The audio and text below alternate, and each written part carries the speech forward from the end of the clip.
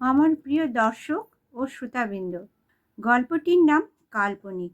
এইভাবে কিছুক্ষণ যাওয়ার পর জঙ্গল ফাঁকা হতে থাকলো। দূরে গ্রাম দেখা যাচ্ছিল। মেজদা বলল, আমরা এসে গেছি, আর ভয় নেই। একটু পরেই আমরা মেজমামার বাড়ি পৌঁছে গেলাম।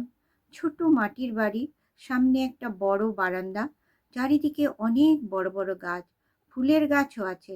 বেশ একটা ঠান্ডা হাওয়া বইছে। আমরা বেশ ভোরেই বেরিয়েছিলাম। এখন প্রায় 10টা বাজে। মেজমাইমা আমাদের দেখে অবাক। আমাদের তো আসার কথা ছিল না। তিনি তাড়াতাড়ি আমাদের বসার জন্য মাদুর পাতিয়ে দিলেন। আমরা হাত পা ধুয়ে সবাই বসে পড়লাম। অনেকটা পথ হেঁটেছি, আমাদের হাঁটার অভ্যাস নাই, তাই সকলেই বেশ ক্লান্ত ছিলাম। আমার মেজমাইমা ততক্ষণে আমাদের জন্য মুড়ি, দুধ, নারকেলের সন্দেশ, নারকেলের কোড়া আর বড় বড় পাকা কলা আমাদের খাওয়ার জন্য নিয়ে এলেন। আমাদের খুব খিদেও পেয়েছিল। আমরা সবাই পেট ভরে খেলাম।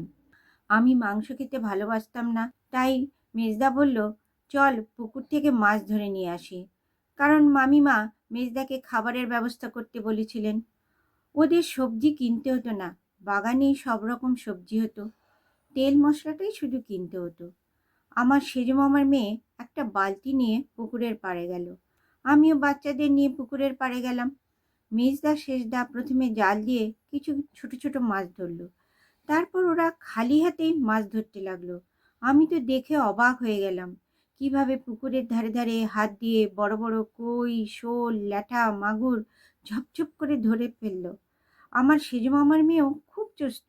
ওরা মাছ ধরে পাড়ে ছুঁড়ে দিল, আর ও মাছগুলো ধরে বালতিতে রেখে একটা ঢাকা দিয়ে দিল। একটু পরেই বালতি ভর্তি হয়ে গেল। আমরা সবাই ঘরে চলে এলাম।